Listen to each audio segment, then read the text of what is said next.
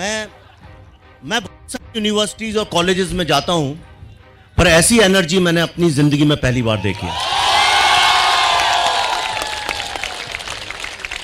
और मैं आपको एक बात और बता दूं कि यहां पीछे IIMC है, Indian institute of mass communication, मैं वहीं का पढ़ा हुआ हूं।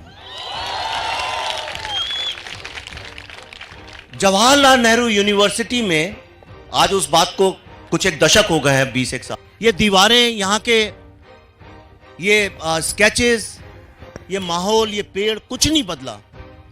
सिर्फ एक चीज बदली है कि आज पहली बार मैं वंदे मातरम और भारत माता की जय के नारे यहां सुन। अगर ये क्रांति नहीं है तो क्रांति क्या होती है?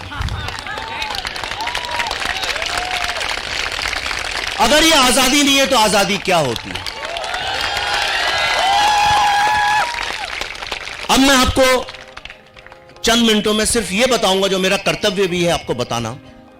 जो लोग अपने देश से प्यार करते हैं, जो अपने गांव से प्यार करते हैं, अपने मां बाप से प्यार करते हैं और इस देश की गलतियों, कमियों, सब चीजों को एक साथ इकट्ठा करके इस देश को कुछ बनाना चाहते हैं, उन लोगों को कभी इंटेलेक्चुअल का दर्जा दिया नहीं गया।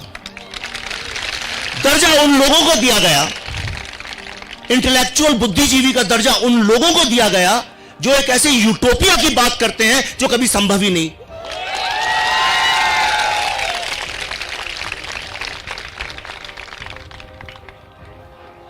मैंने अपने प्रोफेसर से पूछा था, मुझे याद है यहीं पीछे ये इंस्टीट्यूट इसी कैंपस में है, आप सब जानते होंगे। मैंने अपने प्रोफेसर, वो कह रहे थे कि India needs freedom from lots of evils. Hindustan को आजादी चाहिए, बहुत सारी चीजों से चाहिए। तो मैंने उनसे कहा था बिल्कुल सही है, पर कैसे? और वो जवाब मैं पिछले 30 साल से ढूंढ रहा हूं, मुझे आज तक वो जवाब नहीं मिला कि जिस आजादी की हम बात करते हैं वो हमें कैसे मिलेगी। तो मैंने कहा क्या मेरा कर्तव्य क्या सिर्फ सवाल उठाना है? क्या मैं सिर्फ ये सवाल उठाऊंगा, या मेरे को यह भी देखना है कि जिस आजादी की हम बात करते हैं वो आएगी कैसे? हमें किस चीज से चाहिए ये फ्रीडम? किस चीज से ये आजादी चाहिए? मनुवाद से नहीं चाहिए। मैं गारंटी करता हूं हिंदुस्तान की यूनिवर्सिटी का कोई लड़का नहीं जानता मनुवाद क्या होता है। हिंदुस्तान में कोई नहीं जानता मनुवाद क्या होता है। मनुवाद नहीं बात करता जाति की, वो वर्ण की बात करता है। वहां ब्राह्मण शूद्र बन सकते हैं, शूद्र ब्राह्मण बन सकते हैं, वो अलग चीज है। हमें ब्राह्मणवाद से आजादी नहीं चाहिए, क्योंकि जो ब्राह्मणवाद जिसको बोलते हैं उससे भी इस देश का बहुत उत्थान हुआ है।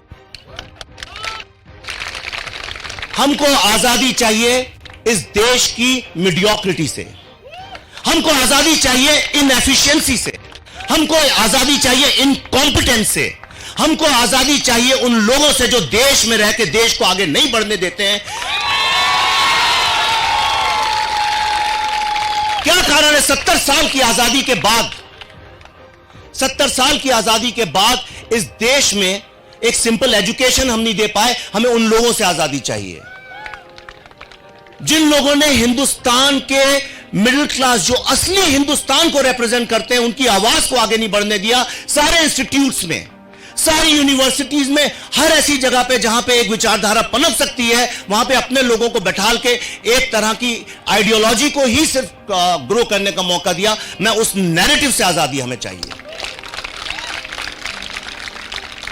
इस देश में सिर्फ एक क्रांति की बात की गई है, दूसरी क्रांति की कभी नहीं की गई।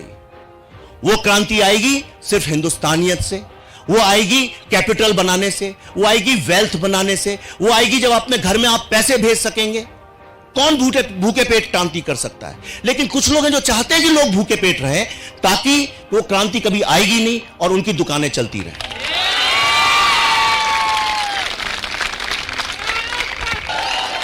ये मेरी जमीन है। और जब मैंने बंबई में उस दिन भाषण सुने और सब सुना, मुझे ऐसा लगा जैसे कोई मुझे यहां से काट रहा है। और मैंने कहा किसी भी कीमत में मेरे देश से, मेरे इंस्टीट्यूट से कोई मुझे काट नहीं सकता। और आज सौरभ, आप लोगों ने इस फिल्म को यहां दिखाने का निश्चय लिया है। ये स्टूडेंट्स की जीत है, ये फ्रीडम ऑफ स्पीच की जीत है। और मैं आपको आखिर में सिर्फ यह बताना चाहता हूं, यह एक नई क्रांति की नींव है।